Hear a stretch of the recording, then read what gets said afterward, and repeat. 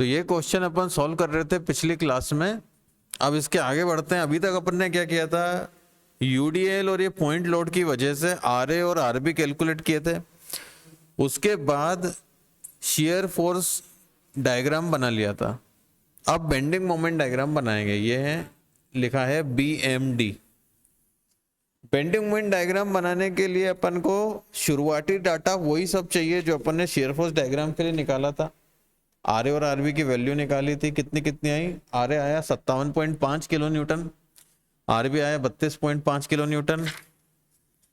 हमने थोड़ी process concept समझे कैसे निकालते हैं। शियर फोर्स कैसे निकालते हैं, किसी भी सेक्शन पर शियर फोर्स निकाल रहे हैं, किसी भी पॉइंट पर बीम में शियर फोर्स निकाल रहे हैं, तो उसके लेफ्ट साइड में टोटल कितना फोर्स है, वर्टिकल फोर्स है, उसको वैल्यू को कैलकुलेट करते हैं, वो है शियर फोर्स। हमने देखा कि कैसे सेक्शन ए से सी के बीच में कहीं पर था, कितनी दूरी पर था, ए से एक्स दूरी पर था। एक्स ही क्यों, क्योंकि ये दूरी बदल सकती, हमने ऐसा माना था। हमने माना कि शियर फोर्स की जहां पे भी निकाल रहे हैं हम, वो बिंदु एक्स एक्स पर है। ये जो एक्स एक्स सेक्शन है, ये सेक्शन कभी इधर जा सकता है, कभी इधर जा सकता है, कहीं भी जा सकता है। और जहां पर भी ये सेक्शन पहुंच जाएगा वहां से ए बिंदु की दूरी एक्स हो जाएगी। मान लो यहाँ पे सेक्शन आ गया, ये वाला यहाँ आ गया, तो यहाँ से ए की दूरी एक्स हो जाएगी। ये रबर बैंड से बना है, ये खिंच जाएगा। जो तीर एक्स का बना है ना, ये रबर बैंड का है, ये समझो इलास्टिक का है ये। फिर हमने देखा कैसे ए और सी के बीच में अगर सेक्शन है तो इक्वेशन क्या बनती है। फिर सी से बी के बीच में अगर ये एक्स एक्स सेक्शन पहुंच जाता है तो फिर इक्वेशन क्या बनती है, हमने देखा और बेंडिंग मोमेंट डायग्राम बना दिया। अब आगे बढ़ते हैं। सॉरी, शियर फोर्स डायग्राम हमने बना दिया था, मैंने बेंडिंग मोमेंट डायग्राम बना दिया बोला था। अब बेंडिंग मोमेंट डायग्राम बनाने के लिए, जैसे हमने शियर फोर्स डायग्राम में देखा था, यदि ये बीम है,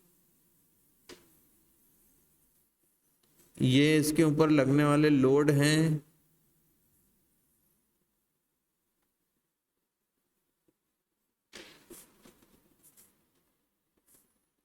और बीम में भी बेंडिंग मोमेंट निकालना है तो कहां पे निकालते हैं, बीम के किसी भी पॉइंट पे निकाल सकते हैं। बार बार हम पॉइंट समझाने के लिए बोल रहे हैं आपको, एक्चुअली सेक्शन बोलना चाहिए, क्योंकि बीम एक लाइन से नहीं बनी होती है। बीम कैसी होती है, बीम एक आयताकार आकृति की बनी होती है, रेक्टेंगुलर फॉर्म में बनी होती है। तो बीम में मान लो कोई बोले इस बिंदु पर बेंडिंग मोमेंट निकालो, तो ऐसा नहीं होता। बीम में इस बिंदु से गुजरने वाले सेक्शन पर हम बेंडिंग मोमेंट निकाल सकते हैं। सेक्शन क्या है, इमेजिनरी चक्कू से अपन ने काट दिया इस बीम को, बीम के दो टुकड़े कर दिए, तो जो उसका कटने वाला जो स्थान है वहां पे हम बोलते हैं ये सेक्शन है। जो डॉक्टर की पढ़ाई करते हैं, वो जिनसे अपन डरते हैं ना, ये छिपकली, ये कॉकरोच, वो फ्रॉग, मेंढक, तो ये इन सब के डायसेक्शन करके देखते हैं इसके अंदर क्या है। पता है आप लोग को, मेंढक का तो सुना है ना, तो वो भी डायसेक्शन करते हैं। उसमें भी सेक्शन शब्द आ रहा है तो मतलब काटा जा रहा है। यहां पे भी हम बीम को काल्पनिक रूप से काट सकते हैं, जैसे कि ये काटा। काल्पनिक रूप से काटा इसलिए काल्पनिक रेखाओं को डैश डैश डैश वाली रेखाओं से दिखाया जाता है। इसका नाम दे सकते हैं एक्स एक्स। इसका ऐसा नाम इसलिए दिया है क्योंकि काल्पनिक है। मोहन सोहन ऐसा नाम क्यों नहीं दिया, क्योंकि ये असली नहीं है, काल्पनिक दोस्त है अपना। और इसको ए से हमने एक रबर बैंड से बांध रखा है, इस काल्पनिक दोस्त को, और उसकी दूरी सदैव एक्स से संबोधित करते हैं। ये एक्स की वैल्यू चेंज हो जाएगी जैसे ये एक्स एक्स सेक्शन फिसल के यहाँ आ जाएगा, तो ये जो एक्स दूरी है ये शून्य हो जाएगी। 1 x = 1 हो जाएगा तो ये सेक्शन 1 मीटर दूर आ गया, 2 मीटर दूर आ गया। सी पे आ जाएगा तो ये एक्स की दूरी 2.5 मीटर हो जाएगी, यहाँ से यहाँ तक हो जाएगी फिर वो दूरी। समझ रहे हो, ये एक्स एक्स सेक्शन यहां से यहां फिसल के जा सकता है कहीं भी। जैसे हमने शेयर फोर्स में सीखा था, इस सेक्शन के या तो उल्टे हाथ या सीधे हाथ के तरफ के सारे वर्टिकल फोर्सेस का टोटल कर लो, वो हो जाता है शेयर फोर्स। उसी प्रकार से बेंडिंग मोमेंट डायग्राम बनाने के लिए यहाँ पे बेंडिंग मोमेंट अगर सेक्शन एक्स पे प्राप्त करना है, मान लो बेंडिंग मोमेंट एक्स एक्स पे प्राप्त करना है, तो इसके या तो उल्टे हाथ के सारे लोड या सीधे हाथ के सारे लोड का इस सेक्शन के अबाउट मोमेंट कैलकुलेट करके जोड़ना है। कैसे लेंगे, जैसे R A multiply by perpendicular x x से आर ए की कितनी हो जाएगी, ये छोटा एक्स हो जाएगी, निकाल सकते हैं अपन। देखो R A multiply by X, R A का मोमेंट इस पॉइंट के आउट कितना हो जाएगा, फोर्स इंटू डिस्टेंस है। मैं बार बार याद दिला रहा हूं, फोकस अच्छा नहीं है क्या, फोकस कर देते हैं, अब बढ़िया है।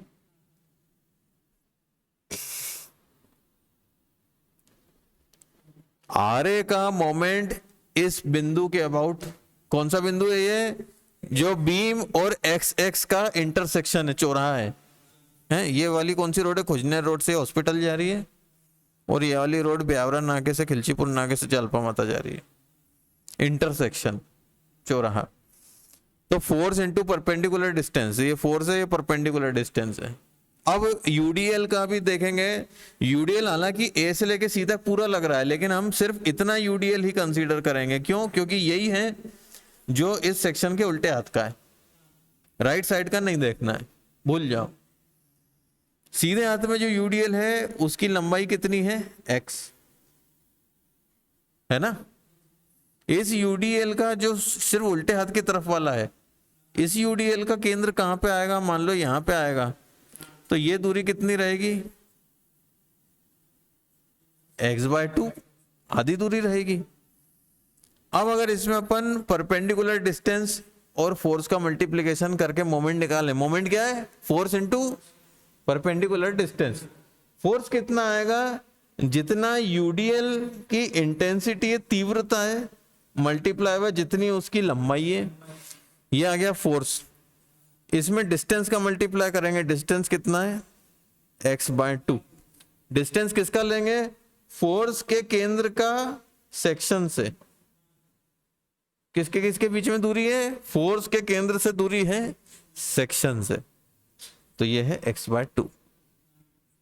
अब इसका देखो प्लस माइनस नहीं लगाया है, आर ए ऊपर की तरफ जा रहा है, यहां पे गाय का खूंटा बंधा हुआ है और गाय ऊपर जा रही है, तो गाय कैसे घूमेगी, गोल, घड़ी की दिशा में, तो ये है पॉजिटिव। ये नीचे की तरफ है फोर्स, गुरुत्वाकर्षण की दिशा में, इसके अबाउट ये गाय अगर नीचे जाएगी तो ऐसे गोल घूमेगी, तो घड़ी के सुई के घूमने की उल्टी दिशा में घूमेगा, तो ये नेगेटिव। इसमें आप आर ए की वैल्यू रख सकते हैं, आर ए कितना है 57.5 x माइनस 20x²/2। तो ये बेंडिंग मोमेंट ए से सी तक का मिल गया, क्या मिल गया, 57.5 x माइनस 10x²। इसमें अपन ब्रैकेट में लिख देते हैं, जिसमें कि x कहां से कहां तक है वैल्यू, 0 से लेके, अगर ये x x सेक्शन ए पे आ जाएगा तो x 0 हो जाएगा, और अगर ये x x सेक्शन सी पे आ जाएगा तो ये x कितना हो जाएगा, 2.5 मीटर। ये कितनी दे रखी है, हाँ टोटल 5 दे रखी है, ये भी 2.5 है, ये भी 2.5 है। तो इसकी रेंज मिल गई हमें फॉर्मूले की। ये फॉर्मूला तब तक काम करता है जब तक x 0 से लेके 2.5 मीटर तक है।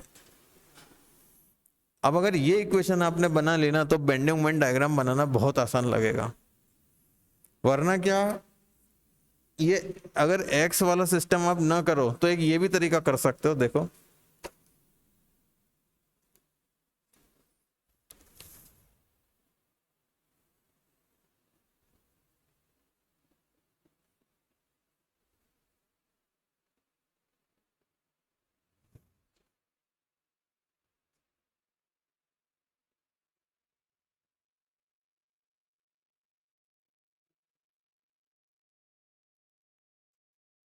एक ये भी तरीका कर सकते हैं कि पहले तो हम मान लेते हैं सेक्शन यहां से 1 मीटर दूरी पर है, यहाँ पे ये सेक्शन का नाम दे दिया 1-1। अब इस 1-1 सेक्शन पर बेंडिंग मोमेंट और शियर फोर्स निकाल लो। फिर आप मानो कि ये 2-2 वाला एक सेक्शन है और इसकी दूरी ए से कितनी है, 2 मीटर है। फिर इस 2-2 सेक्शन पर बेंडिंग मोमेंट निकालो, ऐसा फिर 2.5 मीटर पे भी एक मानो। ऐसा कर करके विभिन्न बिंदुओं पर, अलग अलग पॉइंट्स पर या अलग अलग सेक्शन की लोकेशन पर बेंडिंग मोमेंट और शियर फोर्स निकालते जाओ, फिर उनका ग्राफ प्लॉट करो। ये भी कर सकते हैं। कौन सा करना ज्यादा सही लग रहा है?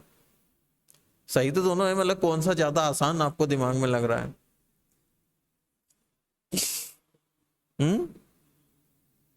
एक एक निकालना।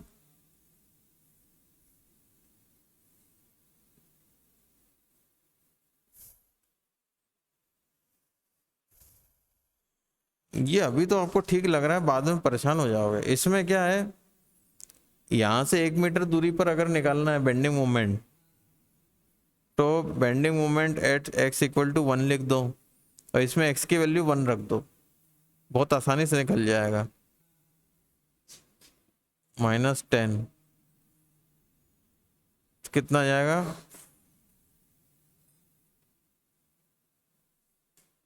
ठीक है।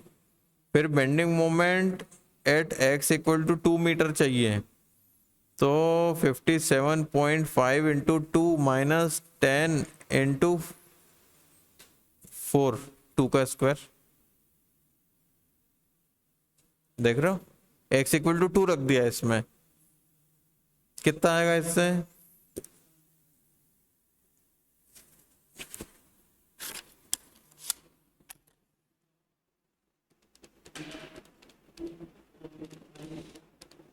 $75।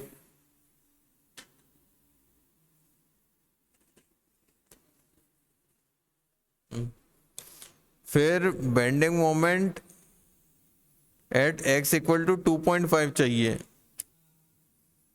तो 57.5 मल्टीप्लाई 2.5 -10 इंटू 2.5 का स्क्वायर।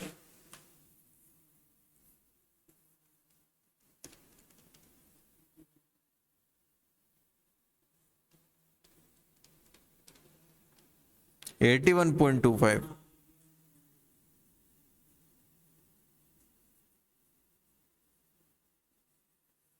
मुझे ये तरीका ज्यादा आसान लगता है। वो तरीका भी देख लो अगर करना चाहते हो तो। पहले तो यहाँ पे मान लो सेक्शन,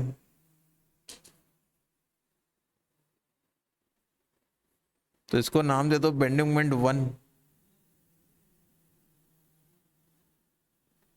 देख लो। अच्छा, इसमें एक चीज रह गई, ए पर बेंडिंग मोमेंट कितना आएगा? ए पर x इक्वल टू 0 हो जाएगा, ये x की वैल्यू 0 हो जाएगी, मतलब ये x इसी पर है, ये x इसी पर आ गया खसक के, तो ये जो दूरी थी ये 0 हो गई।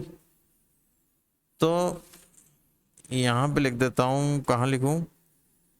Bending moment at x equal to 0, तो ये कितनी हो जाएगी? 57.5 इंटू 0 -0 इक्वल टू 0। तो ध्यान रखना है, सिंपली सपोर्ट जो रहते हैं इनके ऊपर अगर बीम और आगे नहीं जा रही है, जिसे ओवरहैंग कहते हैं, छज्जा जैसा अगर यहाँ नहीं निकला है इधर इधर दोनों, तो इनके ऊपर बेंडिंग मोमेंट 0 आता है। सिर्फ तब नहीं आएगा जब इनके ऊपर आगे निकल रहा हो, बीम आगे निकल रही हो, या फिर जब इनके ऊपर बेंडिंग मोमेंट का लोड लगा रखा हो, तब नहीं आएगा 0। बाकी इसमें हमेशा 0 आता है। ये वाला तरीका भी देख लो, किताबों में अक्सर इससे सॉल्व करते हैं। इसमें कैसे होगा? बेंडिंग मोमेंट की लोकेशन 1-1 पर निकालनी है, तो इसके लेफ्ट साइड में RA मल्टीप्लाई बाय ये दूरी करेंगे, तो RA मल्टीप्लाई बाय 1, ये ऊपर की तरफ ऐसे घुमाएगा इस पॉइंट के अबाउट, तो ये पॉजिटिव है। ये जो UDL है ये कितना लंबा है? 1 मीटर लंबा है। यहाँ पे 20 किलो न्यूटन प्रति मीटर की इंटेंसिटी है, तो फोर्स कितना आ जाएगा, इंटेंसिटी इंटू लंबाई। ये प्रति मीटर है ना, तो इसमें लंबाई का मल्टीप्लाई होगा। और इसमें दूरी का मल्टीप्लाई कैसे करेंगे, यहां का जो लोड है उसके केंद्र की दूरी इससे कितनी आएगी, तो ये पूरे का आधा रहता है, तो ये आ जाएगा 0.5। थोड़ा ज़्यादा बारीक हो गया मामला, तो इसमें मल्टीप्लाई करोगे आप 0.5। ये दूरी कितनी आएगी ये सोचो, है ना। इसको दो भागों में विभाजित कर दिया। मन नहीं लग रहा तुम्हारा पढ़ाई में, ऐसा लग रहा, गर्मी लग रही है क्या? सीख लो, इसका बिना कोई तरीका नहीं है इसका। इससे संबंधित बहुत सवाल आते हैं, देखा भी था अपन ने, लगभग 100 में से 30 नंबर के सवाल इससे संबंधित ही होते हैं। इसका इफेक्ट नीचे की ओर है, तो ये इसके अबाउट उल्टा घुमाएगा ऐसे एंटी क्लॉकवाइज, तो नेगेटिव। इसको सॉल्व करने पे आ जाएगा आंसर। फिर बेंडिंग मोमेंट 2 पे निकालो, तो ये मान लो ये 2 पे आ गया सेक्शन, इसकी यहाँ से दूरी 2 मीटर हो गई। तो फिर निकालो R A multiply by R A की दूरी 2 सेक्शन से कितनी है, 2 मीटर, माइनस यहाँ वाला लोड कितना आएगा अब 20 इंटू 2 आएगा। क्यों? क्योंकि इसकी पूरी लंबाई लोड की सेक्शन के उल्टे हाथ पे कितनी है, 2 मीटर की है। यूडीएल की लंबाई सेक्शन के उल्टे हाथ पे कितनी है, 2 मीटर की है। तो लंबाई मल्टीप्लाई बाय उसकी तीव्रता, लोड की तीव्रता किसको बोलते हैं, हर मीटर में कितना लोड लग रहा है, इस वैल्यू को तीव्रता बोलते हैं। और दोनों को किसको, ये तीव्रता को और लंबाई को मल्टीप्लाई करने से क्या आएगा, टोटल लोड, टोटल लोड कुल भार। अब इसमें मल्टीप्लाई करेंगे, ये वाला जो 2 मीटर का यूडीएल का भार है, इसके केंद्र की दूरी 2 से कितनी आएगी। अब ये जो यूडीएल का केंद्र है वो ठीक इसके बीचों बीच होगा, पूरे यूडीएल के बीचों बीच नहीं होगा, ए से 2 सेक्शन के बीच के यूडीएल का केंद्र। अब ये दोनों, ये पूरा 2 मीटर है, तो ये कितना आएगा 1 मीटर, तो इसलिए इसमें मल्टीप्लाई करेंगे 1 मीटर का। ये है फोर्स और ये है distance, force into distance moment है। इसको सॉल्व करेंगे इस प्रकार से। फिर 2.5 पे बेंडिंग मोमेंट 2.5 पे कितना आएगा, आर ए मल्टीप्लाई बाय, अब देखो पैटर्न है 2.5 माइनस 20 इंटू 2.5 इंटू 2.5/2। देखो ये इसका आधा है, ये इसका आधा है, तो हमने ये क्या किया, इसका आधा लिख दिया। एक्चुअली ये सब बहुत इजी है। अब यहां पे निकालते हैं 3 मीटर पे, 3 मीटर पे, ठीक है। Bending moment 3, R A multiply by 3, क्योंकि आर ए की दूरी इससे अब 3 मीटर है। लेकिन अब यूडीएल का थोड़ा सा देखना पड़ेगा आपको।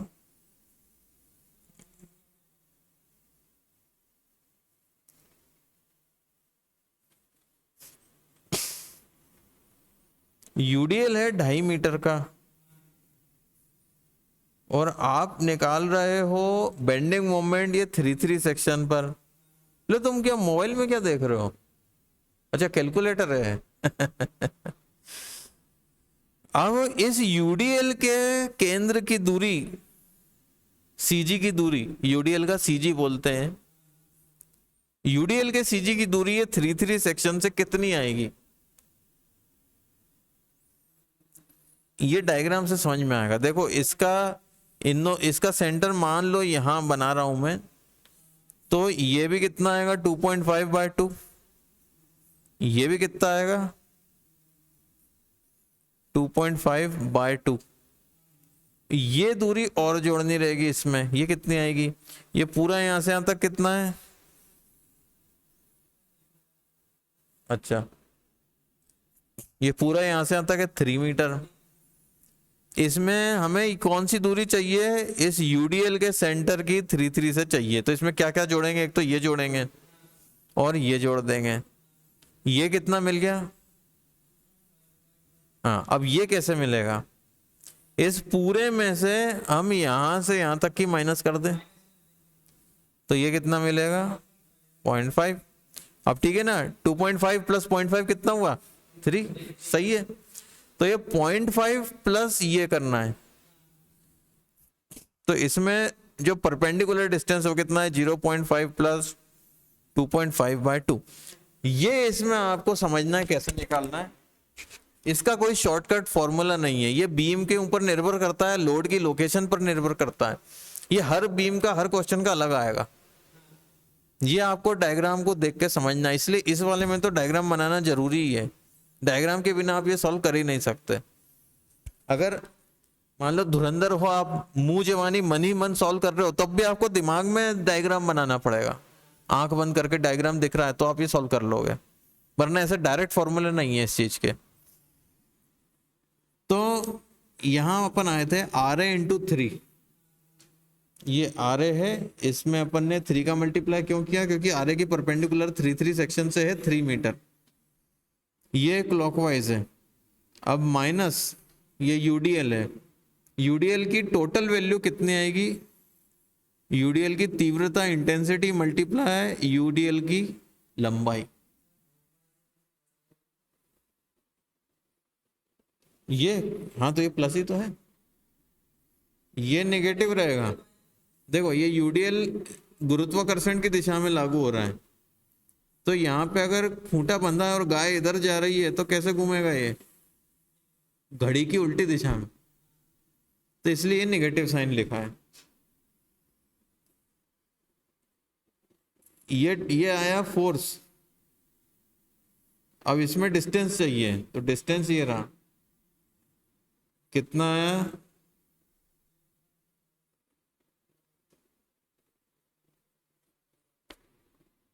इसी तरह से बेंडिंग मोमेंट 4 निकाल सकते हैं।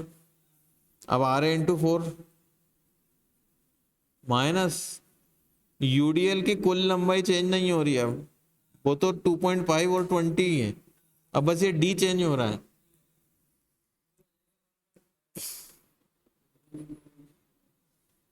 अभी डायग्राम बना के देखो,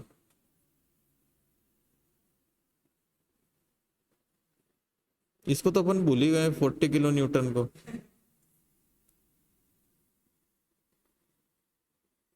ये है 2.5, ये है सेक्शन 4 इसकी दूरी यहां से है 4 मीटर, तो ये दूरी कितनी आई? 1.5 मीटर। तो इसके सेंटर की दूरी यहां से कितनी है? 2.5/2, उसमें अपन जोड़ेंगे 1.5, तो ये 2.5 डिवाइडेड बाय 2, ये तो वही का वही है, ये 0.5 से 1.5 हो जाएगा। इसमें 40 किलो न्यूटन वाले का असर भी देखना है। यहाँ पे लग रहा है 40 किलो न्यूटन का पॉइंट लोड, ये देखो ये लग रहा है ना। 40 किलो न्यूटन में किस चीज का मल्टीप्लाई करेंगे अपन? इस लोड का 3 से डिस्टेंस, ये कितना आया था? 0.5।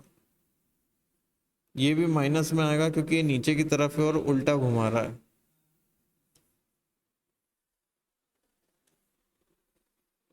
तो इसमें मल्टीप्लाई में कर रहा हूं 1.5 प्लस 2.5/2,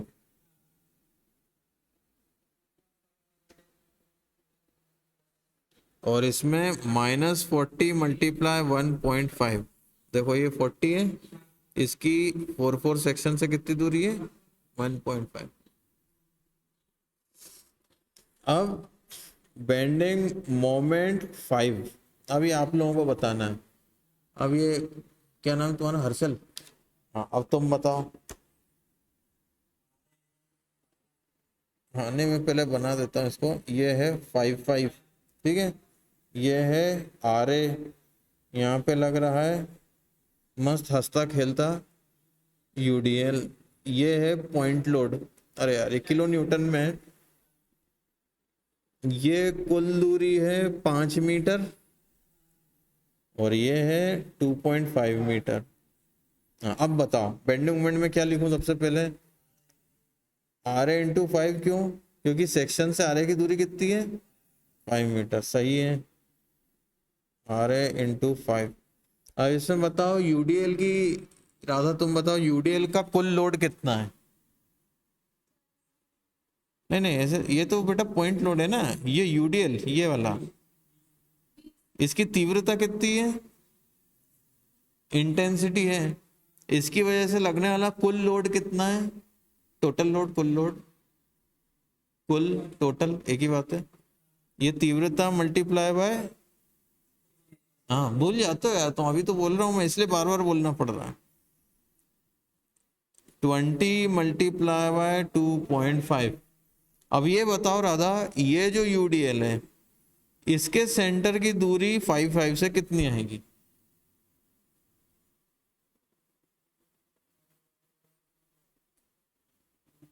अच्छा ये दूरी कितनी आएगी, 2.5 आएगी।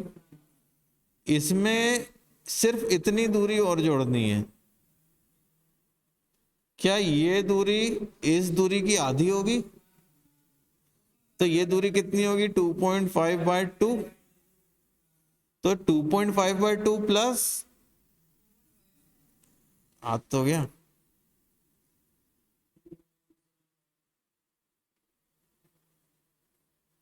ठीक है। अब तुम बताओ हरिओम, इसमें 40 में किसका मल्टीप्लाई करेंगे,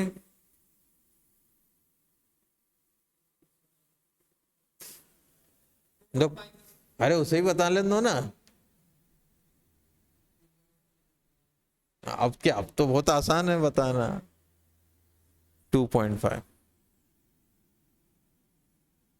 क्योंकि 40 की दूरी इससे कितनी है, 2.5 है, इसलिए यहाँ पे 2.5 का मल्टीप्लाई किया। अब ये जो ये वाला जो 20 किलो न्यूटन पर मीटर वाला यूडीएल है, ये नीचे की तरफ लग रहा है कि ऊपर की तरफ, नीचे की तरफ, तो ये 5 के अबाउट ये कैसा घूम रहा है, हाँ तो ये नेगेटिव साइन। उसी प्रकार से 40 किलो न्यूटन वाला भी फोर्स किधर लग रहा है, नीचे लग रहा है, तो इसकी वजह से बेंडिंग मोमेंट कैसा बनेगा, एंटी क्लॉकवाइज। अब ये सब सॉल्व कर करके वैल्यू निकालते जाओ, देखो 57.5 माइनस 20 इंटू 0.5, 47.5, ठीक है। अब ये R A into 2, 57.5 into 2 minus 20 into 2 into 1 की जरूरत नहीं है, 75। देखो मैं कहीं भी बिना यूनिट के नहीं लिख रहा। अब ये आ गई equation, bending moment 2.5, 57.5 into 2.5 minus 20 into 2.5 square by 2, 81.25 kilo newton metre. अब कहाँ आ रहा है, ये वाला आ रहा है ना, इसकी वैल्यू मैं कैलकुलेट करके यहाँ लिख देता हूँ, वहाँ जगह कम है। R A into 3, 57.5 into 3 minus 20 minus नहीं, multiply 2.5 multiply bracket 0.5 plus 2.5 divided by 2 bracket बंद, माइनस 40 मल्टीप्लाई 0.5, 65।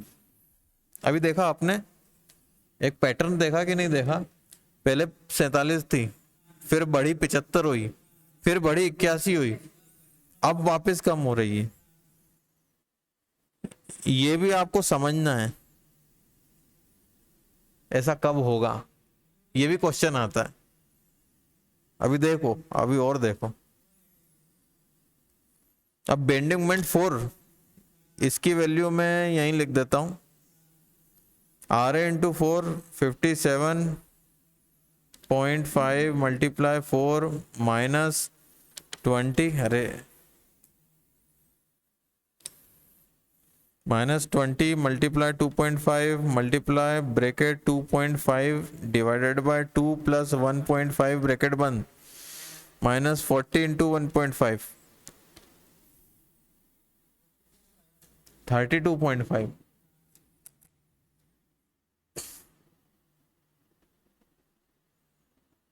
अब कम होती जा रही है। अब यहाँ RA इंटू 5 57.5 मल्टीप्लाई 5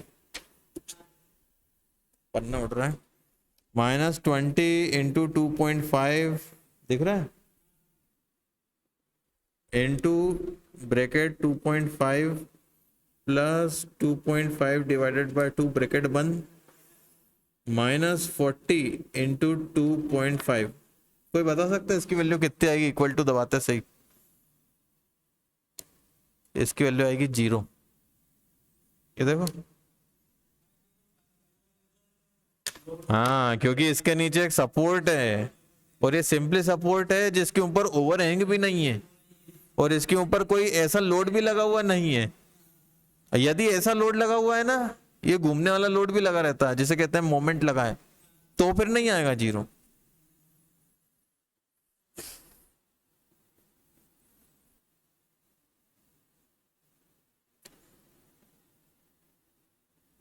अब इन सबको प्लॉट करना है।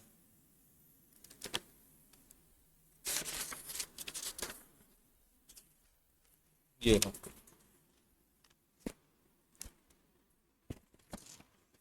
तो x इक्वल टू 0 पर बेंडिंग मोमेंट 0, तो यही पॉइंट मिल गया। x इक्वल टू 1 पे मतलब इसके नीचे x इक्वल टू 1 है ये। इस पर कितने वैल्यू आई थी देखो 47.5। तो अपन ये ऐसा कर लेते हैं, ये है 20, ये है 40, ये है 60, ये है 80, ये है 100। इन सब की यूनिट कहाँ में है? किलो न्यूटन मीटर में। इन सब की यूनिट किलो न्यूटन में थी। इन दोनों की यूनिट ये शियर फोर्स डायग्राम है, इनकी यूनिट किलो न्यूटन में है। चलो,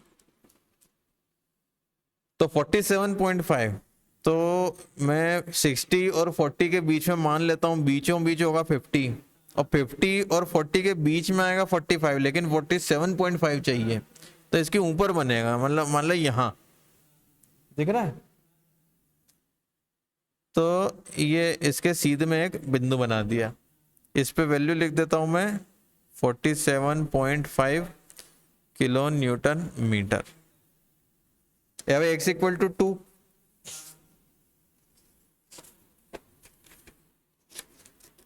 कितना आया था? हाँ 75 आया था। तो ये इसके नीचे मैं लाइन ला रहा हूँ डैश डैश करके। ये सब स्केल से बढ़िया बनाना है आपको, जो इंजीनियरिंग ड्राइंग सीखा था ना, बस अब इधर वही काम आएगा। अब x इक्वल टू ये है 2 मीटर, यहाँ पे कितना 75, तो देखो 80 और 60 के बीच में आएगा 70, 80 और 70 के बीच में आएगा 75। तो इसकी सीध में एक बिंदु लेके आओ अपन, तो लगभग यहाँ मिल जाएगा, है ना। यहाँ पे मैं लिख देता हूँ 75 किलो न्यूटन मीटर। अब ये आ गया 2.5 वाला पॉइंट, इस पे कितना आया था? 82, 81 था क्या?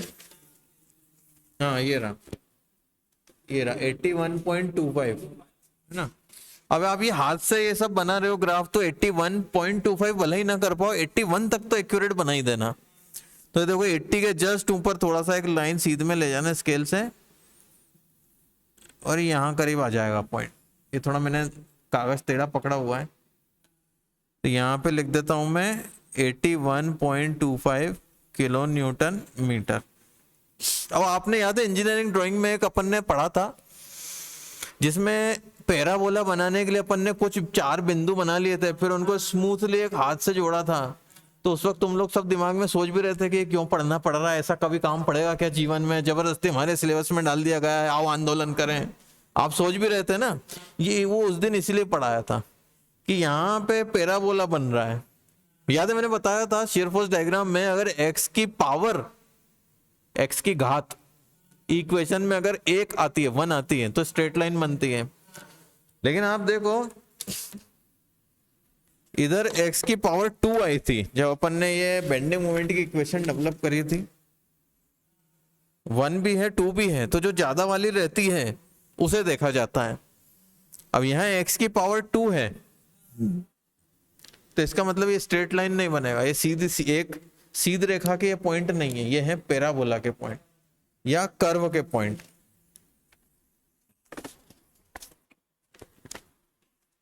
तो अब आपको वही कलाएं उपयोग करनी है जो इंजीनियरिंग ड्राइंग में आपने बहुत बढ़िया तरीके से सीखी थी। जिनने नहीं सीखी थी उनके लिए बेस्ट ऑफ लक। इनको स्मूथली एक अगर पेन चल जाए तो एक कर्व से जोड़ना है। अब ये स्ट्रेट लाइन नहीं है, आप देखो, आप स्केल से जोड़ के देखो, ये नहीं जुड़ेगा।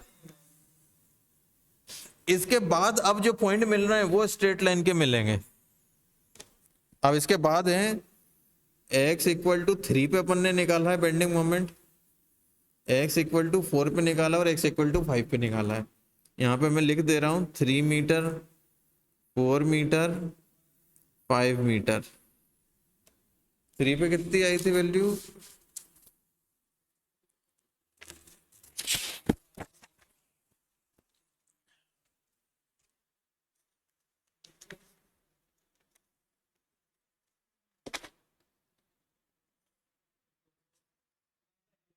हम्म 65 आई थी। अब इसको ध्यान रखना। फिर 32.5 आई थी, हाँ, फिर 0, वो तो ध्यान रहेगा। अब 65 कहाँ पे है? 60 और ये 70 है, इसके बीच में है, तो यहाँ मान लो। फिर क्या है? 32.5 है ना, तो 20 और 40 के बीच में मान लो 30 होगा, तो 30 से थोड़ा सा ऊपर आएगा, तो यहाँ आएगा, और यहाँ पे 0। अब आप देखो ये स्ट्रेट लाइन में आ रहा है, तो ये स्ट्रेट लाइन में ही आएगा। देखो मैंने कितना अच्छा बिना स्केल के उपयोग के भी बना लिया। आपको ये पेंसिल स्केल से ऐसा बनाना है कि चेक करने वाले को मजा आ जाए, ये लगना चाहिए कि हाँ ये बना है किसी की जानकार आदमी ने डायग्राम। इंजीनियरिंग ड्राइंग में अपन ने कितना सीखा था।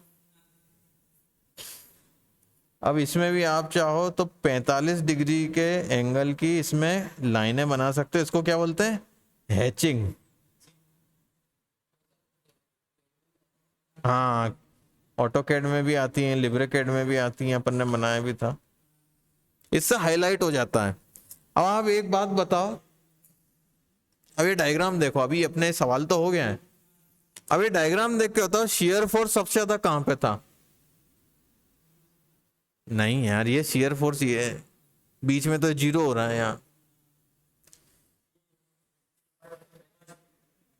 और इसके बाद सबसे ज्यादा कहां पे था? सपोर्ट पे सबसे ज्यादा रहता है। और उसी के विपरीत जहां पे शियर फोर्स सबसे ज्यादा था वहां पे बेंडिंग मोमेंट सबसे कम है। हाँ, या कम था। तो इससे क्या निष्कर्ष निकलता है?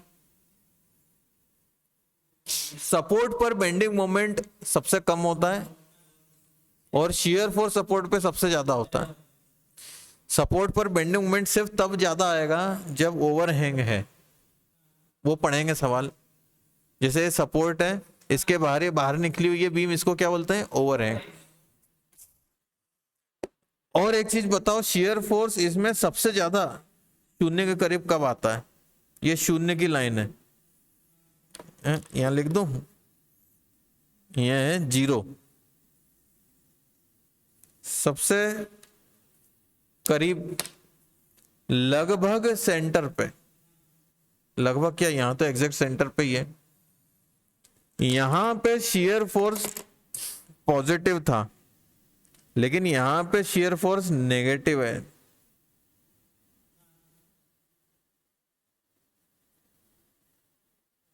ये लिखना पड़ता। वो बिंदु जहां पे शियर फोर्स अपना साइन चेंज करता है, सुन रहे हो? फिर से बोलो, क्या बोला मैंने? वो बिंदु जहां पर, हाँ, साइन चेंज करता है, प्लस से माइनस में जाता है या माइनस से प्लस में जाता है, उस पॉइंट को बीम में बोलते हैं पॉइंट ऑफ कॉन्ट्राफ्लेक्चर। बचपन में कॉन्ट्रा खेला है, मारियो कॉन्ट्रा, उसी प्रकार से नाम ध्यान रखना, ये है कॉन्ट्राफ्लेक्चर का पॉइंट। इस पॉइंट पर बेंडिंग मोमेंट की वैल्यू सबसे अधिक आती है। अब आपको ऐसे क्वेश्चन भी देखने को मिल सकते हैं, बीटेक में आप जाओगे या हो सकता है इसमें भी बहुत बढ़िया चाय वाय पी के बढ़िया क्वेश्चन पेपर बनाया अगर किसी ने तो एक बीम देंगे वो, जिसमें 3-4 प्रकार के लोड लगा देंगे बढ़िया मस्त मस्त, आड़े तिरछे सब तरह के। हाँ हाँ, फिर बोलेंगे कि बताओ इसमें ये बेंडिंग मोमेंट सबसे अधिक कहां पर आ रहा है, या और उसकी अधिकतम बेंडिंग मोमेंट की वैल्यू क्या है, ऐसा पूछ लेंगे। हाँ, अब आप सोचोगे यार बेंडिंग मोमेंट की सबसे अधिक वैल्यू कहाँ है, कैसे पता करें? तो सबसे पहले इसकी रिएक्शन निकालो, इसका शियर फोर्स डायग्राम बनाओ। शियर फोर्स डायग्राम बनाओगे तो आपको पता लग जाएगा बीम में कौन से पॉइंट पर शियर फोर्स अपना साइन चेंज कर रहा है, साइन बदल रहा है। उस पॉइंट पर बेंडिंग मोमेंट की वैल्यू कैलकुलेट करो, वो रहेगी उस बीम की अधिकतम बेंडिंग मोमेंट की वैल्यू, वही आपका आंसर रहेगा। ये याद रहेगा ये? है तुम लोग हमेशा ऐसे ही झूठ कह देते हो। ये है point of contraflexure, point of contraflexure. यहां पर बेंडिंग मोमेंट कितना होता है सबसे अधिक? अरे यहां पे तो लिखा ही नहीं है कितना आया था, 65 किलो न्यूटन मीटर। ऐसे बीच बीच में क्या है लिखना चाहिए 32.5, और इधर तो 0, इधर भी 0। तो अब आप बेंडिंग मोमेंट डायग्राम क्या बना सकते हो, एक बार फिर इसको देखना, आप बना सकते हो। चलो थैंक यू।